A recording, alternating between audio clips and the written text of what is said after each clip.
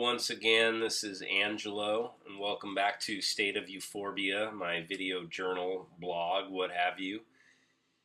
And today I wanted to talk a little bit about loneliness and depression. And I figured now is a good time to talk about it because we are almost into the summer months, and it's actually a really nice time of year. People are away from feelings of depression, at least clinical depression or feeling down due to a lack of sunlight, especially here in the Pacific Northwest where we kind of don't really get a lot of sun. In the winter months, we have beautiful summers, but the winter is just hard on people because, like I mentioned, not a lot of light. Don't get the snow you see back east or in the Midwest or the cold, but we have these trying days that just seem to never end of persistent drear, doldrums of gray, and I wanted to talk about it a little bit, probably because right now I am in the middle of, or hopefully towards the end of, staving off a head cold, sort of flu. You might be able to tell from the way I'm talking a little bit nasally right now. Been feeling under the weather. Actually slept like 12 hours last night. I credit a little bit of that to the medication that I've been taking. It does make me sleep quite a bit. The anti-epilepsy and the anti-anxiety medication that I take due to my seizures that are in accordance to the epilepsy and brain tumor that I have, an oligodendroglioma, which from last observance I am in stage 2 of that, which means not that it's necessarily moving through stages, but stage 2 is slow growing, if not dormant for a while. Though my oncologist assures me that there is going to come a point in time where I am going to need further treatment, i.e. or e.g. Radiation, deletion, or chemotherapy, or a combination of the two. Now I'm saying forget that. I do not really want to deal with that stuff. So I am doing all I can, all within my power, to fight that off through naturopathic means. And whatever that might mean, I am going to make it work. Now, first thing I do when I get up in the morning, as I've mentioned before, is I make myself a decoction of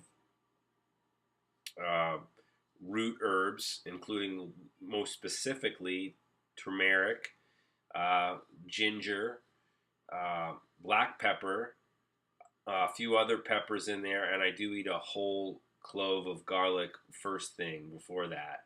And then after I make that decoction, which if you're not familiar with a decoction, it's basically you take these roots, you chop them up, you put them in an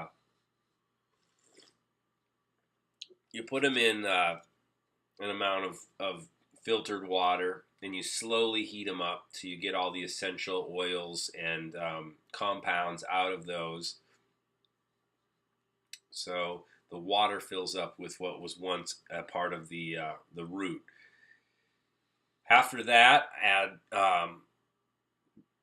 ground black peppercorns, because there's a compound in that mixes with the curcumin compound of the turmeric, which is also found in cumin and some other Indian spices, and then adding the coconut oil that I put in there a little bit later, and a scoop of more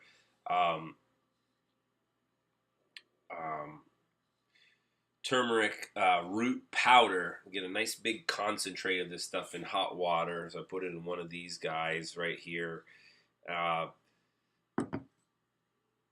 You get a nice big blast of it. The black pepper has a compound called pepperine or piperine. I'm not sure how to pronounce it, but that gets it into your system, bypassing the liver, which the liver filters out a lot of this stuff, the turmeric, the curcumin.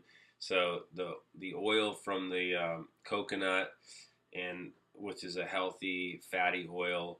And the black pepper helps get that into your lymphatic system and throughout your body before your liver has a chance to filter a lot of it out. So it gets right into the cancer cells, and hopefully it's doing its job. Now, I'm not sure. I'm not a doctor. I'm not a scientist, but this is one way of me fighting this off in a naturopathic means. A little bit off topic there. I'm going to go back to talking about staving off depression, which I've talked about in the past has been a big issue for me, especially because of the medication that I'm on to stay away from seizures. The medication that I'm prescribed, which are Keppra, also known as levetiracetam, Depakote, which is valproic sodium, I believe, and the other one is known as triliptol, which that's the commercial name for oxcarbazepine. Now, these three in combination with one another have been the cocktail that's worked best for me so far. Now, I'm not sure if this is just because of the healing process since my brain biopsy where they drilled me, or if these are just what's working best for me. I also take 2 anti-anxiety medications as needed, which are benzodiazepines. These are things that people take when they're just experiencing anxiety. For example, I'm taking clonazepam, also known as Klonopin, and lorazepam, which is also known as Ativan. Also within this family is a drug you might be familiar with called Xanax. That's a little bit more powerful and on a different level. I don't take that. From when I first started, I was trying to keep my regimen of medication at the lowest that I possibly could, keep myself as educated as I possibly could. I know there's some people that are not feeling well and undergoing similar or any sort of medical issues, and they just take whatever their doctor tells them to take. Not me. I've researched through the internet, which I know is not always the best resource, but I educate myself as best as possible to learn fully what's going in and what's coming out of my body, because I really care about myself and I really care about the welfare of my physical and mental state. Now,